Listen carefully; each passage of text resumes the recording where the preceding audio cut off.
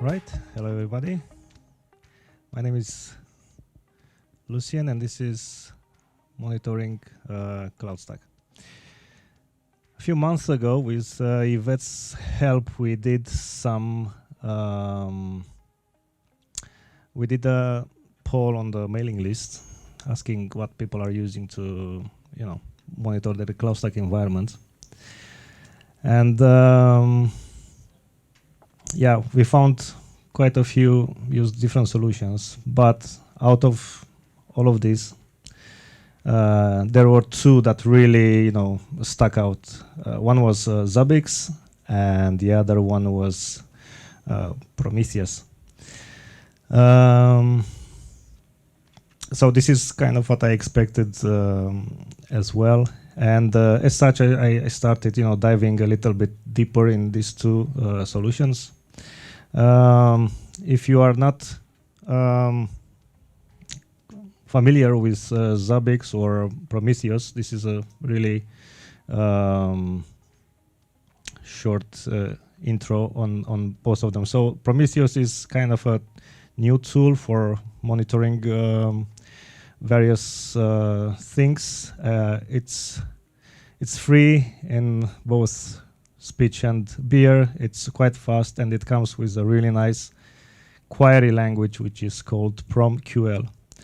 It's very efficient on storage. It's got very good performance, relatively easy to install, and it comes with this concept of exporters, which is, if you know SNMP, it's in a way like an SNMP, data source. So that's just Prometheus. And what is Zabbix? Zabbix is a bit older than Prometheus. It's quite, it's a very versatile monitoring system. It's also free and gratis as well. Usually comes with your operating system. You'll find there the server or the agent. It does come with a nice UI, which give you graphs and all sorts of management capability. And obviously you have historical values, that you can see in graphs. It does have an API, and usually the administration is done mostly by UI or API. So if you know the old Nagios or Isinga, you don't need to mess with any config files usually.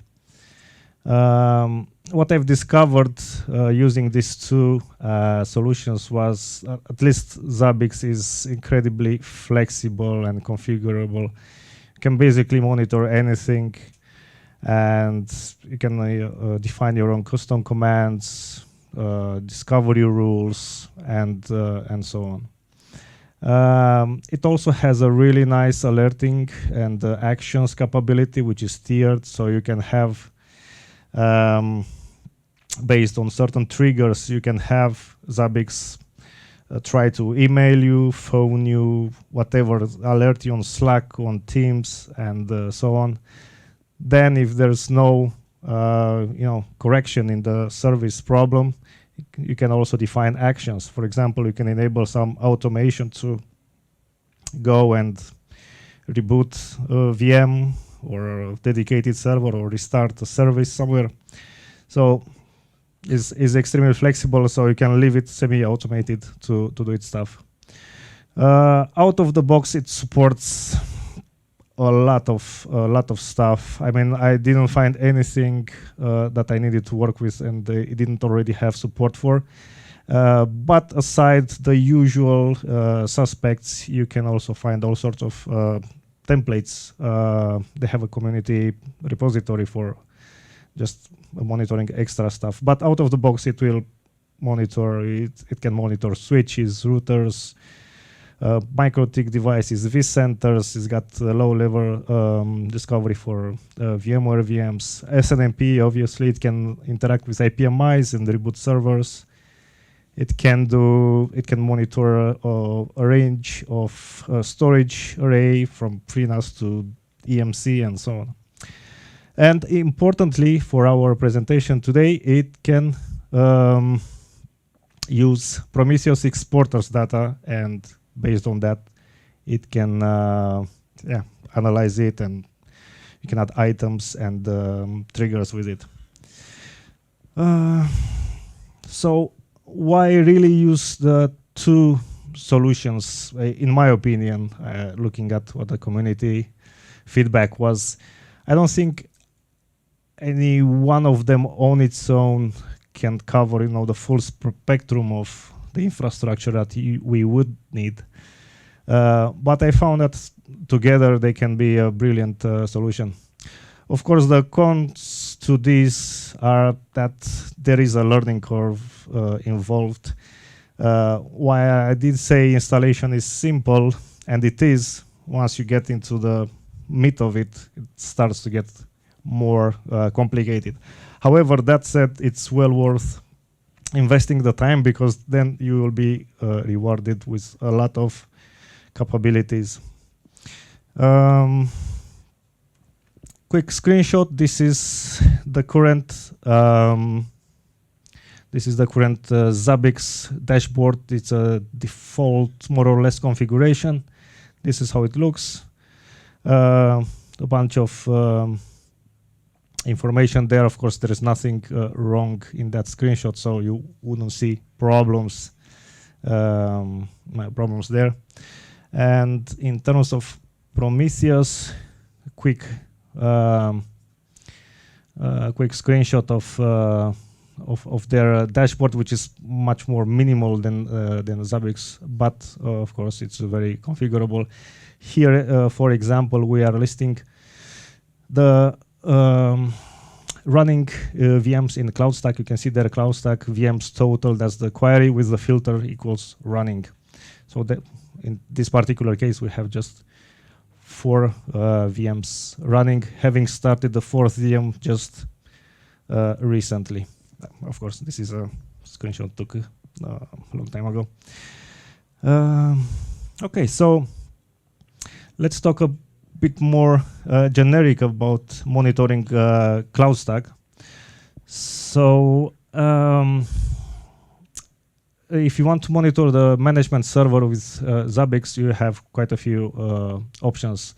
First of all, you can use the Zabbix agent, which by default will give you quite a lot of information regarding interfaces, I/O, processes, established connections, and all sorts of other useful information.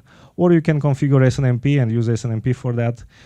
And also, of course, you can use the Prometheus exporter, or of course a combination of all these 3 if you really want it.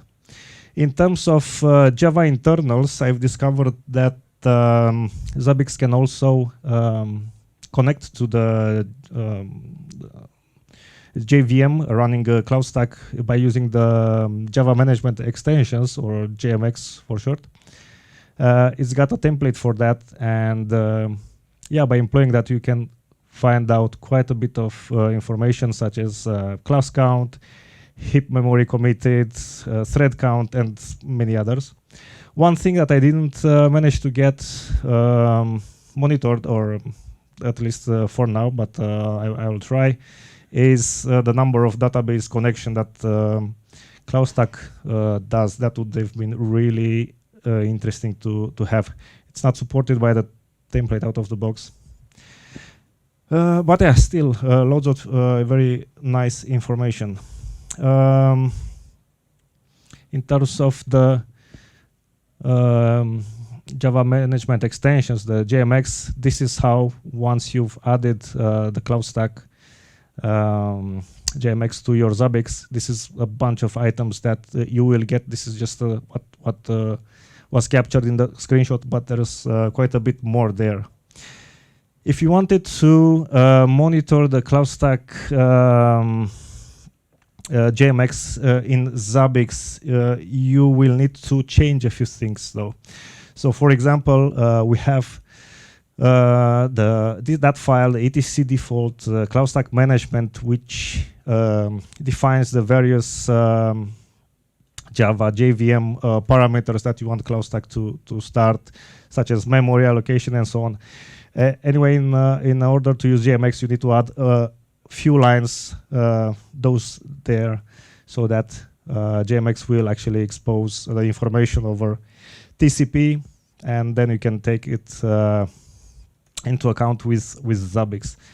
Of course, as a proof of concept, I disabled SSL, I disabled authentication, so I saved myself time and headaches. But of course, in production, you may want to enable those two options. In addition to those for config options, you also need to install the RPM package or the package Zabbix Java Gateway. Otherwise, Zabbix will not be able to connect to the JMX port. So that's something you need to watch out for. Obviously, you will also need to configure the Java gateway in the Zabbix server.conf. When you add the JMX in Zabbix, that's pretty much all you have to do. Just give it a name that's meaningful to you, and then you add it as a JMX type. I'm running the Zabbix on the same box as with CloudStack, and I gave it the port 3344, which was the port we defined there, JMX remote port 3344. Yeah, that's all there is to it, and of course you need to choose the template. In this case, I use the generic Java JMX. It also has JMX template for Tomcat and some other stuff, but it doesn't help us with CloudStack. So this is the closest one that's good for us. In terms of the generated graphs, out of the box, we end up with something like this. Of course, many more than this one. So this is just the heap memory stats, maximum memory size, memory committed, and so on. You can see values in time. Of course, you can also create triggers, which in Zabbix world are just alerts that you would get. And of course, based on those triggers, you can also add some actions like alerting and so on. Moving on to Prometheus. Enabling the Prometheus exporter in CloudStack is it's quite simple. You just go to the global settings, search Prometheus, and then you add your IP addresses from which you're going to be retrieving this information from. So in my case, I added localhost in both IPv4 and IPv6 format, and another IP address in the same LAN. Just an example. And you need to change the enable Prometheus exporter from false, which is the default, to true. Also, you have the option to change the port it's listening on. If 9595 is already used by another service, unlikely, but you have this option there. Once you've enabled this, the Prometheus exporter will export data in this format. This is a standard format for all the Prometheus exporters. You see there the names of the metrics and their values and so on with their various filters. So this is just a screenshot. In the reality, the exported metrics were much longer, but I couldn't fit it in the slide, so that's just a fragment. This is just an example. So what we have here is VMs totals, cores totals, CPU usage. We have some information about the primary storage, and yeah, a lot of other information. In terms of combining Zabbix and Prometheus, of course, you can run a Prometheus server, but Zabbix doesn't need it to run because it will connect directly to the exporter, in this case, the CloudStack IP and port 9595/metrics over HTTP. of course, it's a good idea to run the Prometheus servers for maybe you have other infrastructure you want to monitor in Prometheus, but as I said, Zabbix does not require a server to be present there. In terms of configuring this data exporter in CloudStack, this is how the Zabbix page looks like. So basically you need to add a new host, and then you need to make sure there's an agent defined for that host, after which you add a master entry on which then you add secondary items. So this would be the master entry where you specify the name, the type, which is an HTTP agent, the key. This is something internal to Zabbix. It needs to be called the master as far as I'm aware. The type of information, we know it's just clear text. And then the URL to the CloudStack management server, which exposes the data that we need. Once this is done, we need to add some dependent items that actually parse the data. So we have an example here with we're looking at the CloudStack VM's total value. We add it as a dependent item, and the master item is the one we defined before. It's the Zabbix server. A key, that's a random name you can put there. It doesn't have to be anything in particular. And then we look at the Prometheus pattern. What line? How does the line in the matrix needs to look like? So in this case, we're looking at CloudStack VM's total, and then we apply the filter. Zone equals the data center, and filter equals running. So we're looking just at the running VMs. Once we do this, then we can add triggers to suit our nodes, our needs. So, of course, you can add more than just this example. For example, you want to add more other CloudStack VMs that are destroyed or I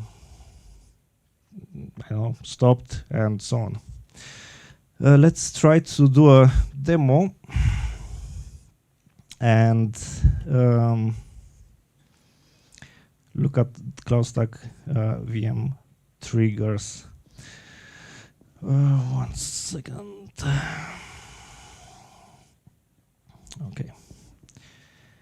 Let me pause this and try to open Zabbix.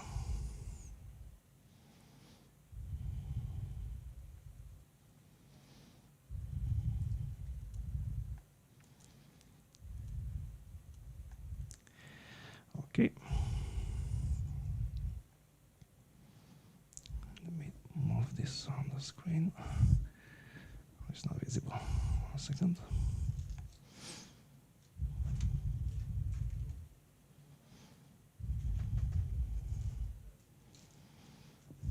Okay.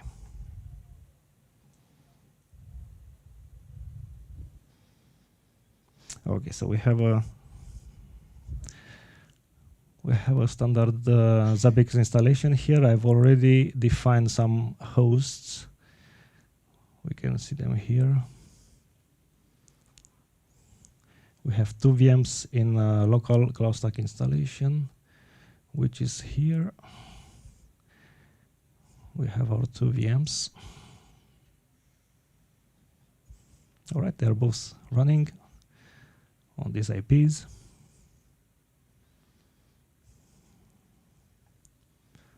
And if you look here, we have 1 VM. It's got 1 trigger and 1 item. Let's have a look at this item. So the item is HTTP service is running, so it will check for HTTP port, TCP port.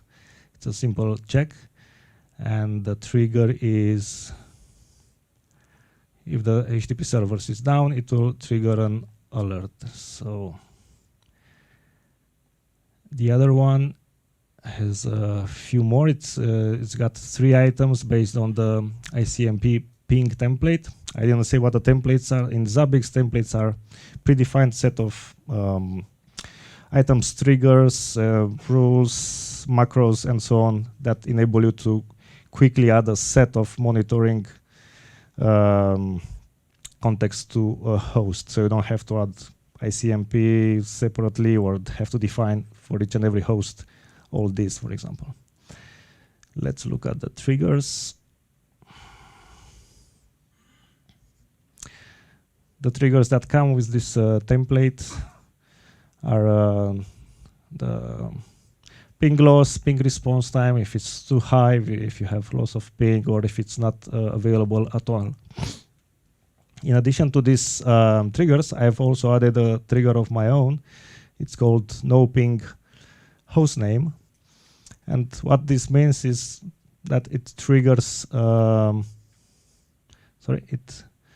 triggers an alert should the host be unreachable by ping, and it will show us this name, no ping, comma, and then the name of the host as defined in Zabbix, which is 125. This is important later, as you will see. Just hang on a minute.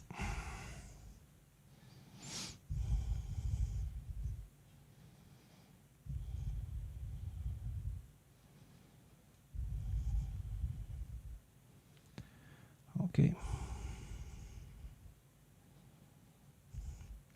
Okay, so on one of these VMs, we have HTTP running. It's this one, as I said. Let's see. The host is 123, which is this one here. So there should be a web server running here.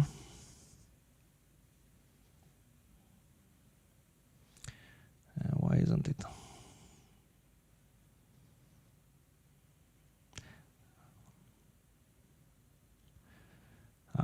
Because I'm trying to check it from where I can't reach it. Let's go to the virtual router. Okay, a machine running in the same LAN. Okay, this is the virtual router for the isolated network in where that our VM is connected. So, what was the IP address of that thing?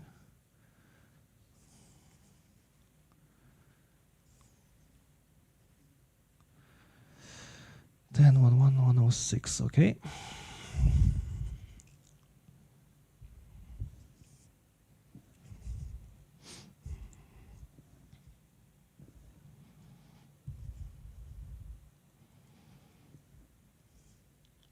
Okay, so I'm not sure how visible it is, but we get a high in response, so we know the web server is running there. Let's try to stop this service and see what happens in. Let's see what happens in Zabbix.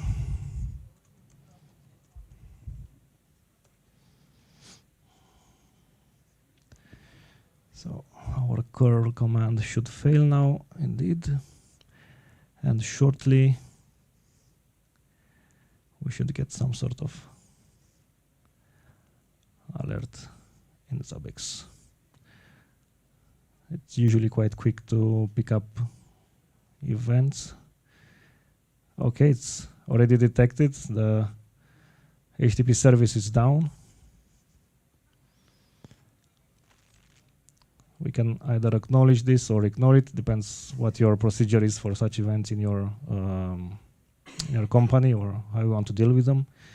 You can add a note, acknowledge the problem. So you have quite a few options here. Let's start the service again. So it should work. It works, and let's see what happens here. Problems. Okay, so the problem disappeared. And let's go back to our slides.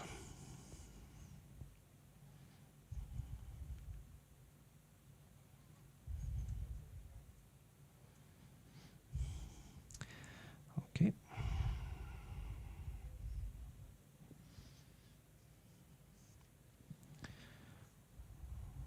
It shouldn't have.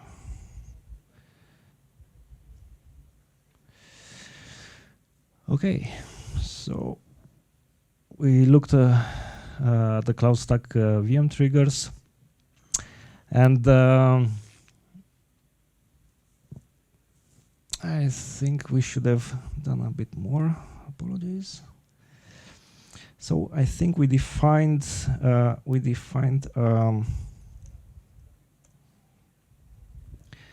rule where we are monitoring the online servers. So let me just have a look. Graphs. 1 second. Oh.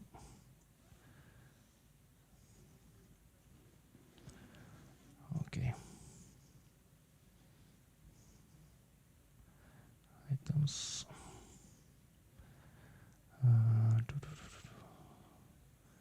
Sorry about that. Let's see. Prometheus. Actually. Okay, we have the master item added. Let's search for CloudStack.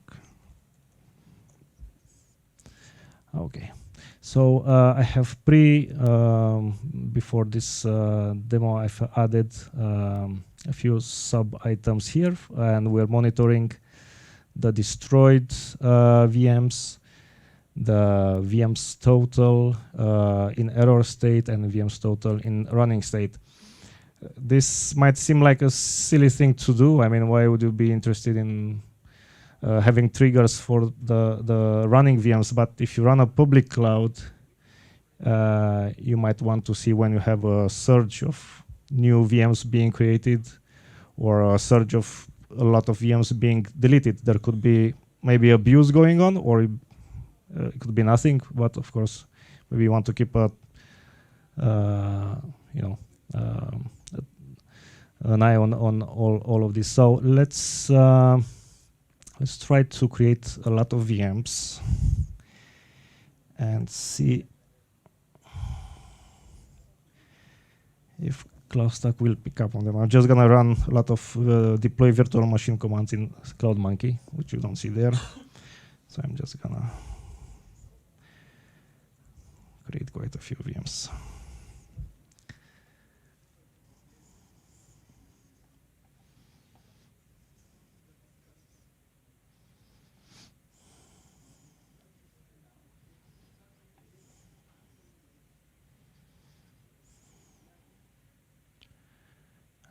Not sure I did it fast enough to trigger.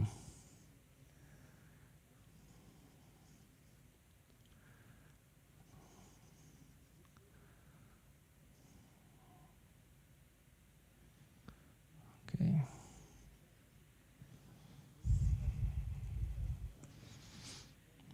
Is there anything? Of course, it wouldn't work in a demo. Why would it?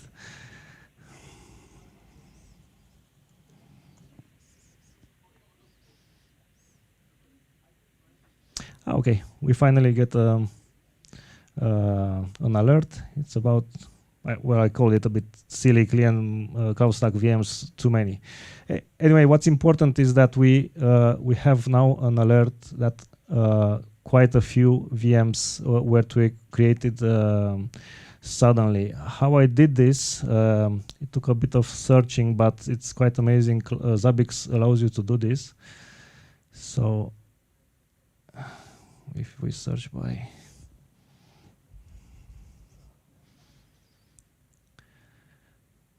VMs too many.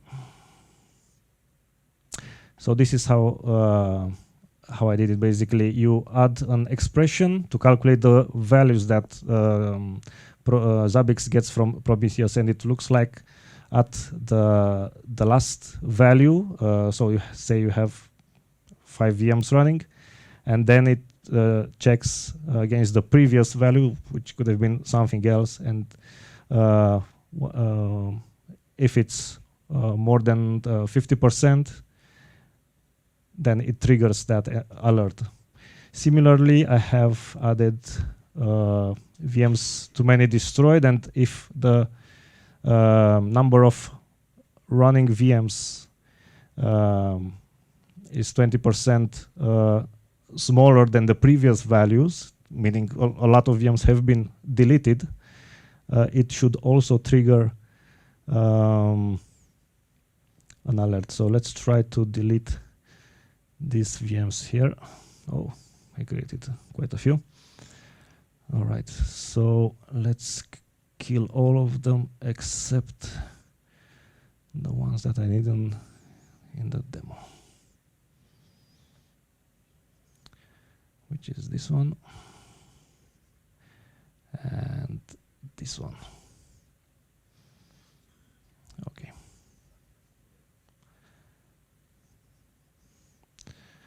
Okay. So all these instances that I've just created and are have triggered an alert on our side.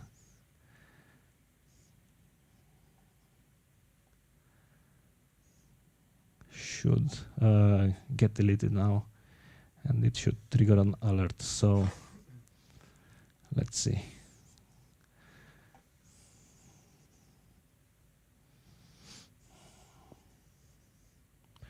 Okay, so we have quite a few VMs destroyed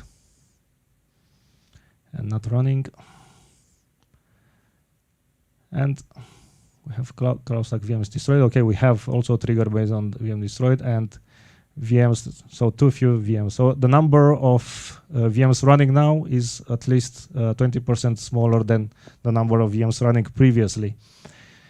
So this means, assuming you run a public cloud with God knows how many VMs, that's quite a lot of VMs have been deleted. So it could be an indicator for something, nefarious or not, but definitely something that as a public operator you might be interested. So both when a lot of VMs get destroyed and when a lot of VMs get created, you can get this kind of alerts.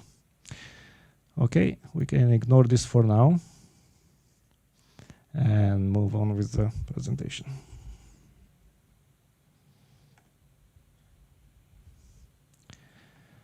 Okay.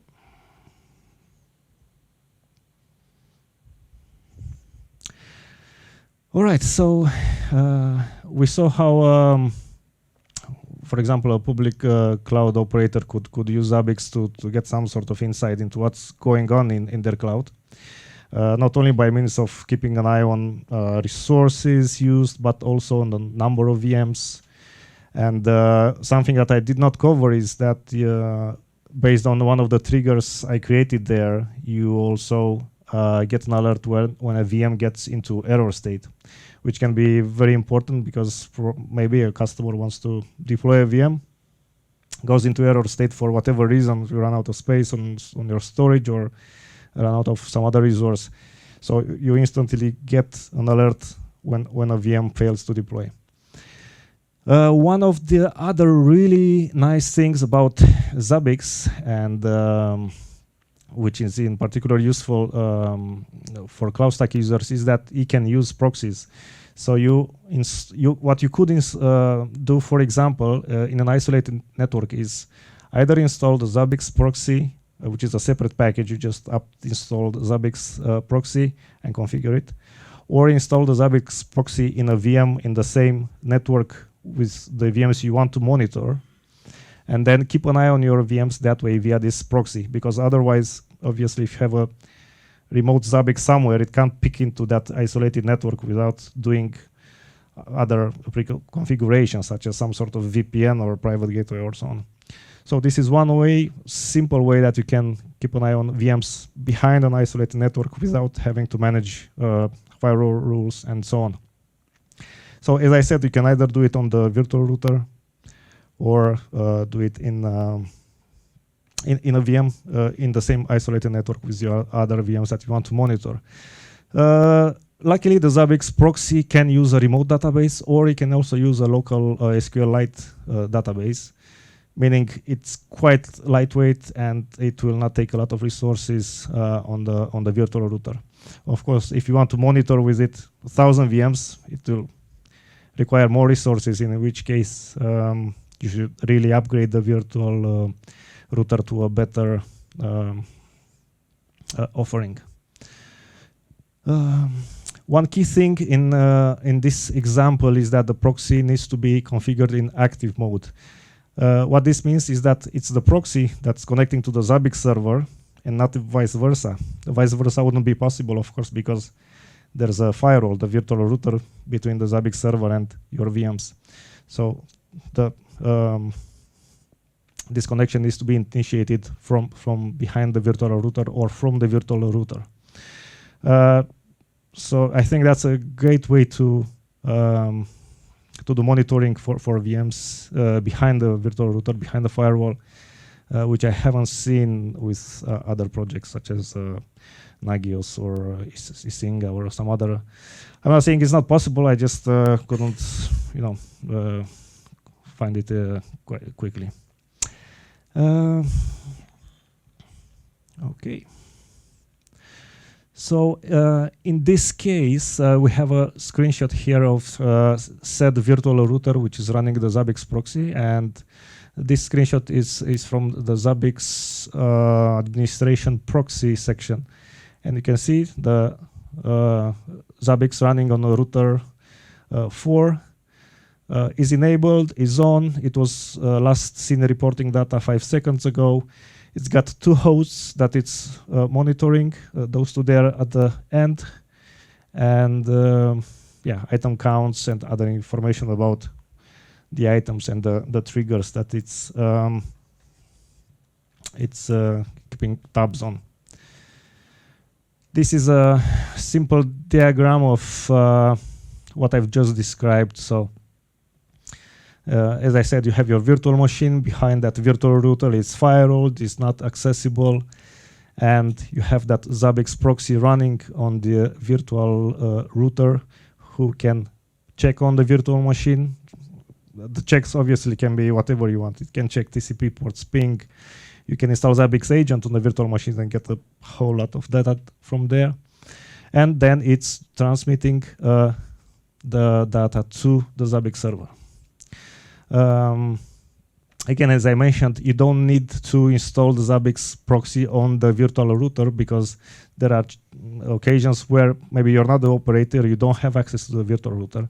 So you can just deploy another virtual machine in the same isolated network, install Zabbix proxy on it, and add your virtual machines there through that proxy VM. As I said, active mode is key. Okay, so let's do another demo. Let me pause this. Yeah.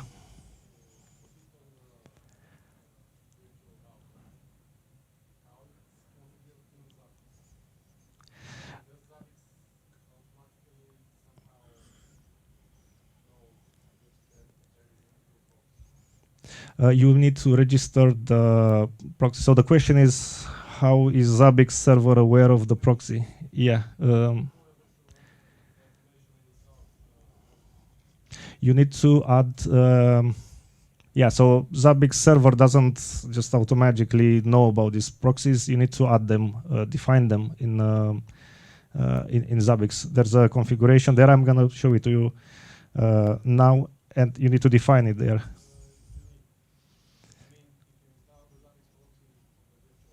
Yeah. Is there any configuration you need?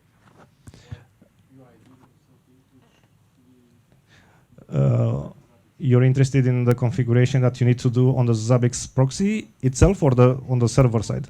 On the proxy, yes, you need to, on the proxy side, you need to install it, set it to active mode, which I believe is the default, and then you need to tell it the address of the Zabbix server. So that's all you need to do. Oh, and you need to define the database that it's adding data to.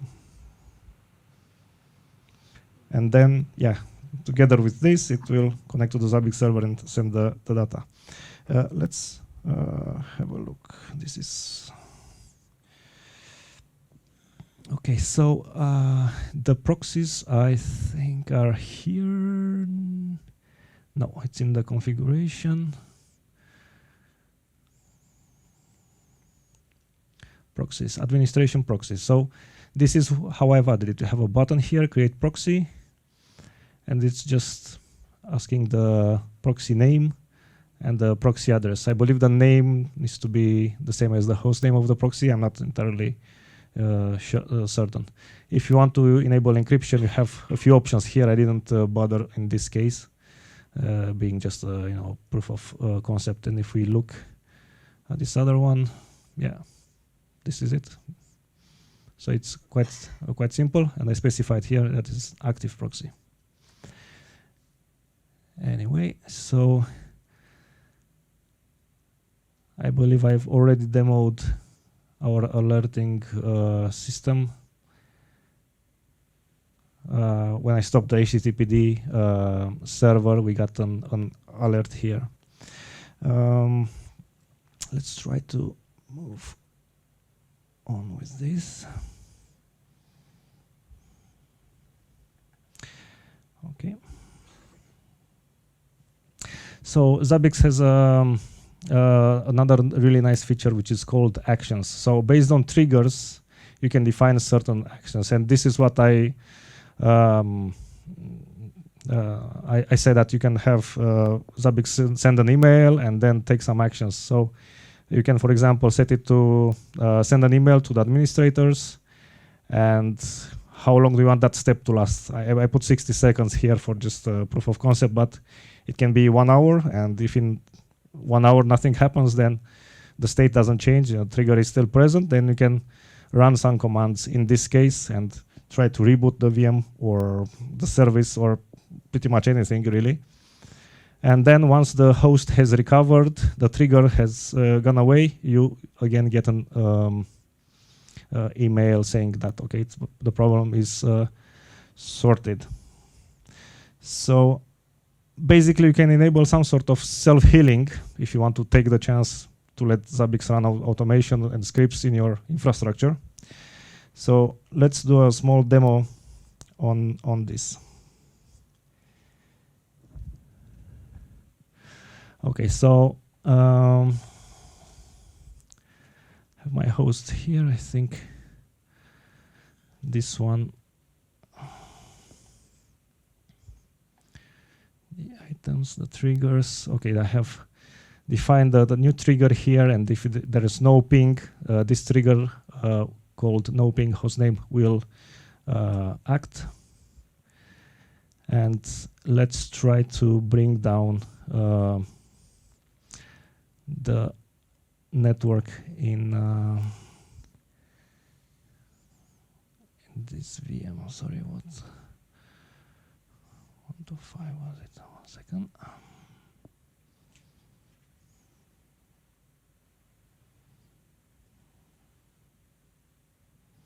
Okay.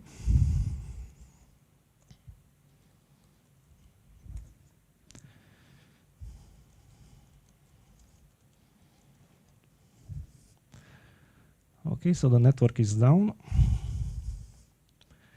And let's see what happens here. We should get an alert shortly. And based on this, I've defined some actions. I defined an action called restart VM with these operations. So send an email and then run a If in 60 seconds the trigger doesn't go away, then it can run a remote command, which is this. It can be any script, and I'll show you the script shortly. It basically calls CloudMonkey to restart that VM. We should have.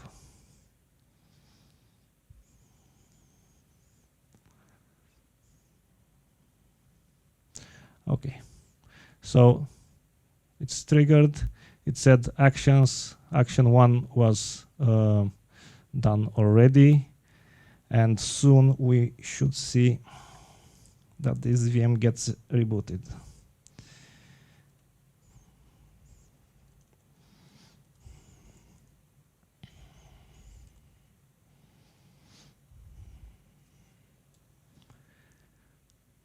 It rebooted, and why it rebooted is because we've said so in this script. Let's see if I can view with a bigger font, zoom in. Plus.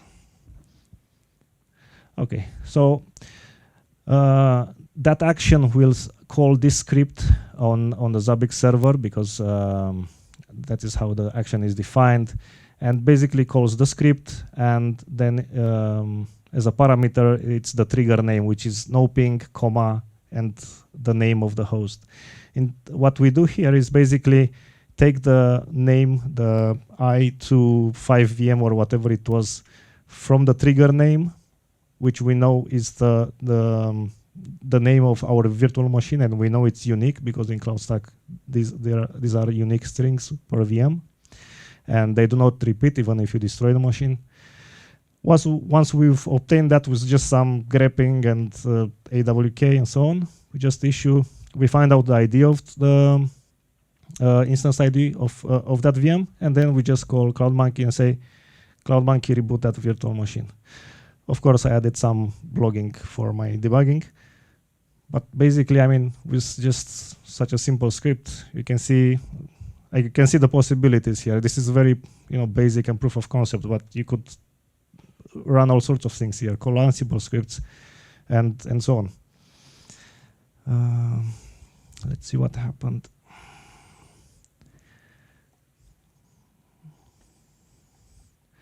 Where's my mouse?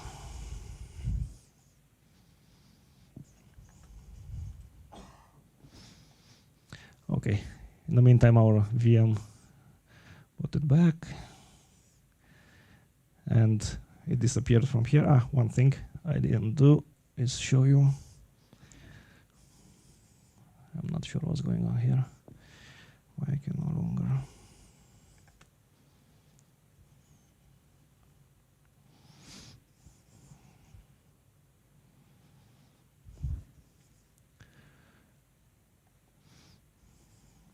Okay, the mouse is acting up.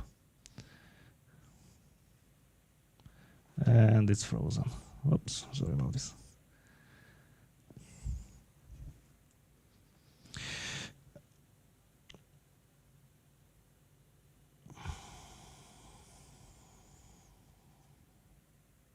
Okay.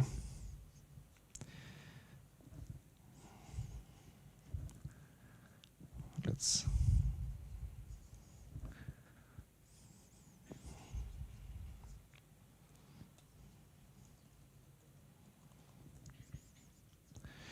if we check the mail, because I use the local host name here to receive mail, you can see we received quite a few emails. We can read email 5 and 6, which were triggered by this. And it said, we have a problem. This is just a basic message that I put there, and the trigger name, no ping, and that VM. And if we read the other one, it's the email Zabbix sent once the host came back and the problem was resolved. Okay. Oh, I'm over time. Apologies, guys. Right. I only have, if you can give me 2 more minutes. So, yeah, this is how I defined the operation to be done. Any questions? We run out of time, but you can approach me after and ask me anything you want. Also wanted to show you guys how things will look in Prometheus, but maybe next time. That's it. Thank you. Cheers.